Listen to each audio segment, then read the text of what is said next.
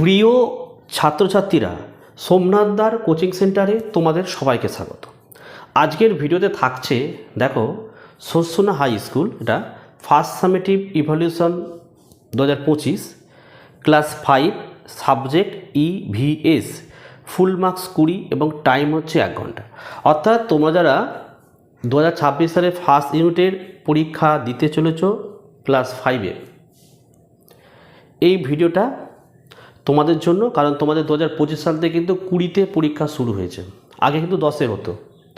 তো এই প্রশ্নপত্রটা তোমরা প্রত্যেকে দেখো, আমি উত্তর সহ ব্যাখ্যাগুলো আলোচনা করে দেবো, অনলি উত্তর বলবো না। অর্থাৎ এই ভিডিওটা দেখলে কিন্তু তোমাদের আশা করি প্রত্যেকে ভালো লাগবে। তো চলো আমরা ভিডিও শুরু করি। দেখো, 4 নম্বরের একটা প্রশ্ন, সঠিক উত্তর বেছে নিয়ে লেখো। কয় দাগের প্রশ্ন কী বলেছে? কোমর থেকে হাঁটুর ঘাড় কি বলা হয়? এটাকে বলা হয় ফিমার বলা হয়। কি ফিমার? দেখো, ফিমার হলো মানুষের শরীরের একটা দীর্ঘতম এবং শক্তিশালী হাড়, যা উরুতে অবস্থান করে। ঠিক আছে, ব্যাখ্যা বলে দিলাম। ক্ষয়ের দাগের প্রশ্ন, অমেরুদণ্ডী প্রাণী হলো 3টে অপশানের মধ্যে উত্তর হচ্ছে 3-এরটা শামুক। শামুকের কোনো মেরুদণ্ড বা পিঠের হাড় নেই, তাই এটাকে আমরা অমেরুদণ্ডী প্রাণী বলি। আর অন্যদিকে দেখে নাও, মানুষ মেরুদণ্ডী এবং ফার্ন একটি উদ্ভিদ। ঠিক আছে, মানুষও হবে না, ফার্নও হবে না, শামুক হচ্ছে আমাদের রাইট অ্যান্সার। গয়ের দাগের প্রশ্ন, বিশ্বভারতী বিশ্ববিদ্যালয় কোথায় অবস্থিত? অপশান 3 হবে বোলপুরে। তোমরা জানো এটা, যে কবিগুরু রবীন্দ্রনাথ ঠাকুর বীরভূম জেলার বোলপুরের শান্তিনিকেতনে বিশ্বভারতী বিশ্ববিদ্যালয় কিন্তু প্রতিষ্ঠা করেছে। ঠিক আছে। ঘয়ের দাগের প্রশ্ন, দেখো, টেরাকোটা শিল্পের জন্য বিখ্যাত হচ্ছে, অপশান 3 করবে, এখানে বাঁকুড়া হবে।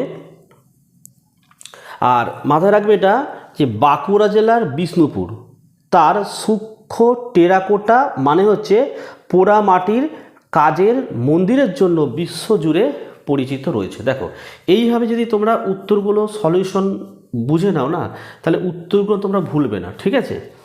আচ্ছা, এবারে নেক্সট প্রশ্ন দেখো, আমাদের শূন্যস্থান পূরণ করো। দেখো, কয়েক দাগের প্রশ্ন কি বলেছে? দেখো, 3 প্রকার মাটি, বেলে মাটি, এঁটেল মাটি এবং কি উত্তর কী করবে? দোআঁশ মাটি।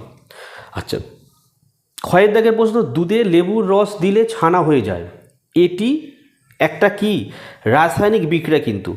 ঠিক আছে, আর এটা রাসায়নিক বিক্রিয়া কেন একটু বলে দিই তোমাদের। দেখো, এটি একটি একমুখী পরিবর্তন, যেখানে দুধের গঠন বদলে ছানা তৈরি হয়, যা পুনরায় দুধে ফিরে আসে না। যদি পুনরায় ফিরে আসতো তাহলে আমরা এটা ভৌত পরিবর্তন বলতাম। ঠিক আছে, ভৌত পরিবর্তন বলতাম, কিন্তু যেহেতু এটা আর ফিরে আসবে না, তাই এটা রাসায়নিক পরিবর্তন। ঠিক আছে। গয়ের দাগের প্রশ্ন কী বলছে? গাছের মূল মাটি থেকে উপরে উঠে বাতাস থেকে অক্সিজেন নেয়, তাকে ড্যাশ বলে, এটাকে শ্বাসমূল বলা হয়। তোমরা জানো যে সুন্দরবন অঞ্চলের ম্যানগ্রোভ উদ্ভিদ যেমন সুন্দরী গরান, এই ধরনের মূল কিন্তু দেখা যায়।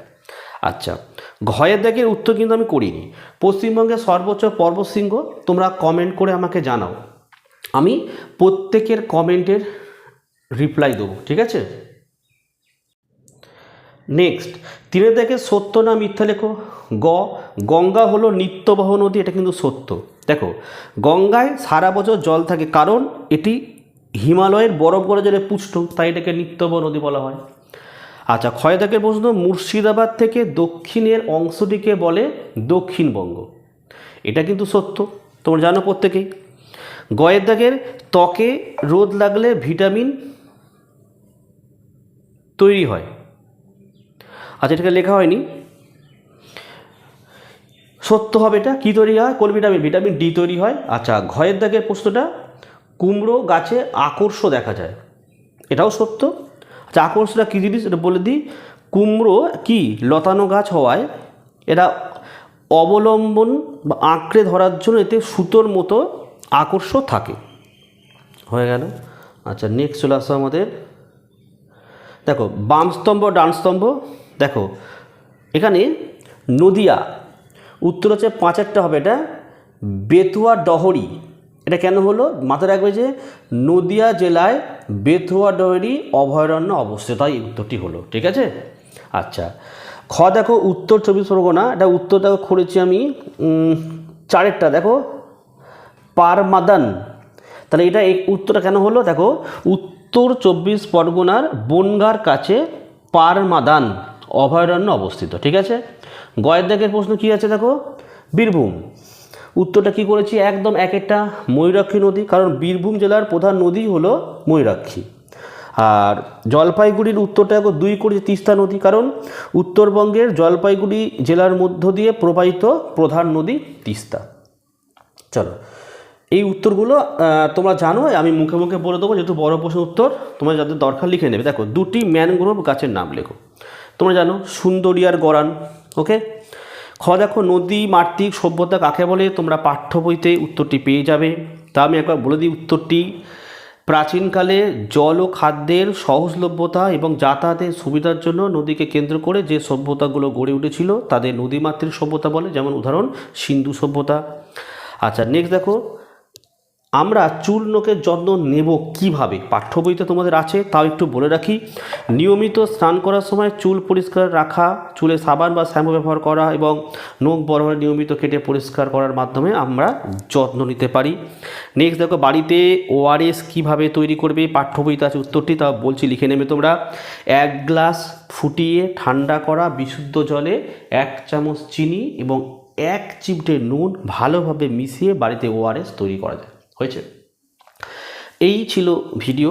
তো এই ভিডিওটি অনেক গার্জেনরা দেখেছেন। ভিডিওগুলো কেমন লাগছে কমেন্ট করে জানাবেন। যদি ভালো লাগে অবশ্যই বলবেন। আর এই ধরনের যদি ভিডিও আপনাদের প্রয়োজন হয় আমাকে কমেন্ট করে জানাবেন, তাহলে এই ধরনের ভিডিও আমি আনবো এবং এইভাবে বুঝিয়ে দেবো। তাহলে আজকের ভিডিওটা আমি এখানে শেষ করছি।